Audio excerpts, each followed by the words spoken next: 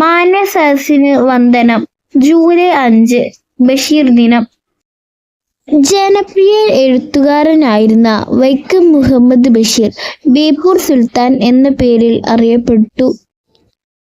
തൻ്റെ ആദ്യ നോവലായ പ്രേമലേഖനത്തിലൂടെ തന്നെ മലയാള സാഹിത്യലോകത്ത് ബഷീർ വരവറിയിച്ചു. അതുവരെ കണ്ട് പരിചയിച്ചിട്ടില്ലാത്ത ഒരു രചനാശൈലി ബഷീർ മുന്നോട്ട് വച്ചു. വായനക്കാർ അത് ഏറ്റെടുത്തു. പിന്നീട് ഈ ശൈലി ബഷീറിയൻ ശൈലി എന്ന് അറിയപ്പെട്ടു. ഓരോ ബഷീർ കൃതിയും വായനക്കാർക്ക് അത്രമേൽ പ്രിയപ്പെട്ടതായി മാറി. 1994 ജൂലൈ 5 ബഷീർ അന്തരിച്ചു.